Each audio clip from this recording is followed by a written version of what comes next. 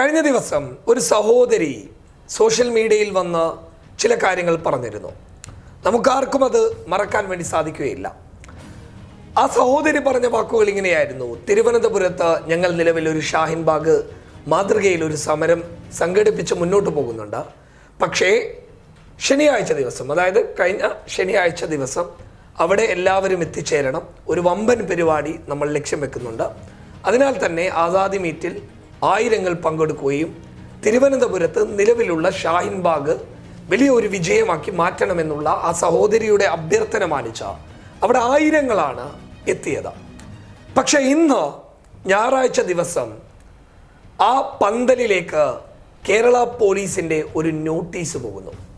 ആ നോട്ടീസിൽ പറയുന്ന കാര്യം ഇങ്ങനെയാണ്: 2 ദിവസത്തിനകം ഈ ഷാഹിൻ ബാഗ് മാതൃകയിലുള്ള സമര പരിപാടി അവസാനിപ്പിക്കണം, പന്തല് പൊളിച്ചു മാറ്റണമെന്നാണ് കേരള പോലീസ് നോട്ടീസ് മുഖാന്തരം ഇവരെ അറിയിച്ചിട്ടുള്ളത്. വളരെ ദുഃഖം തോന്നിപ്പോയി.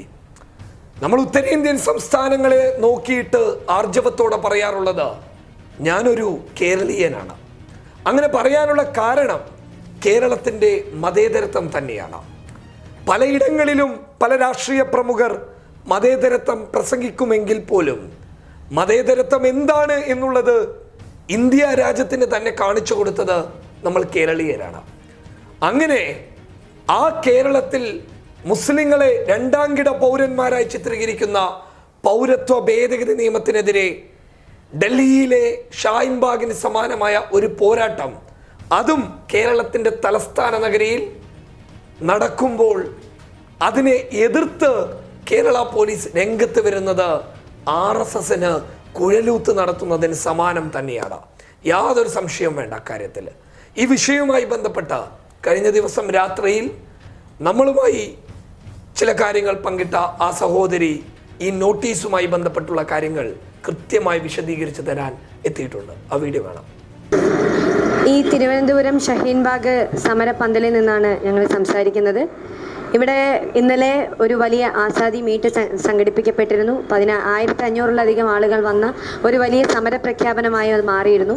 കേരളത്തിൻ്റെ തന്നെ പൗരത്വ നിയമ ഭേദഗതിക്കെതിരെയുള്ള ഒരു വലിയ സ്വതന്ത്രമായ സമരവേദിയായി ഈ തിരുവനന്തപുരത്തെ ഷഹീൻ ബാഗ് മാറിയിരിക്കുന്ന സാഹചര്യമാണുള്ളത്.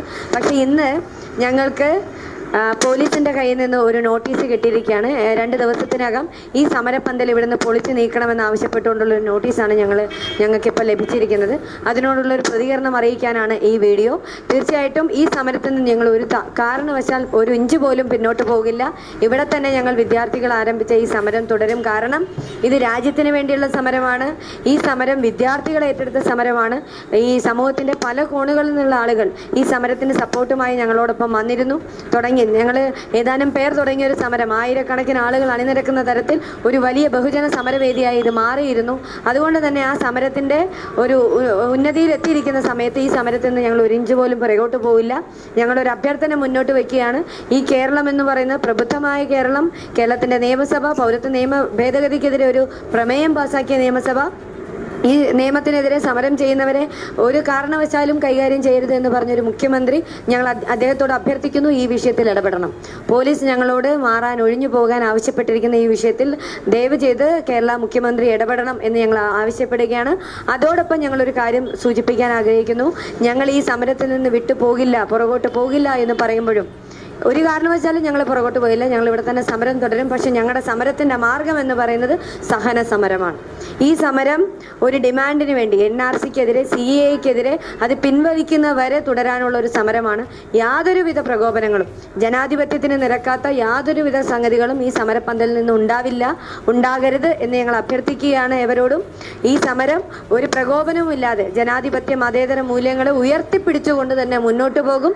ഈ സമരപന്തൽ ഇവിടെ ഇല്ലെങ്കിലും ശരി, ഞങ്ങൾ വിദ്യാർത്ഥികൾ ഇവിടെ സമരവുമായി മുന്നോട്ട് പോകുമെന്ന് അറിയിക്കാൻ ഞങ്ങൾ ഈ അവസരം ഉപയോഗിക്കുന്നു. ഈ വീഡിയോ കാണുന്ന ഏവരും, പ്രത്യേകിച്ച് അമ്മമാർ, വിദ്യാർത്ഥികൾ, ഞങ്ങളോടൊപ്പം ഈ സമരപന്തലിൽ ഞങ്ങൾക്ക് പിന്തുണയായി എത്തണം. ഈ സമരത്തെ ഒരു വൻപിച്ച ജനകീയ മുന്നേറ്റമായി നമുക്ക് മാറ്റിയെടുക്കേണ്ടതുണ്ട്. കേരളത്തിൻ്റെ മണ്ണിൽ ഇന്നത്തെ ഒരു ചരിത്രപരമായ ആവശ്യകതയായി ഇത് മാറിയിരിക്കുന്നു എന്ന് നിങ്ങൾ ഏവരും തിരിച്ചറിയണമെന്നും ഞങ്ങളോടൊപ്പം നിൽക്കണമെന്നും അഭ്യർത്ഥിക്കുകയാണ്. നന്ദി.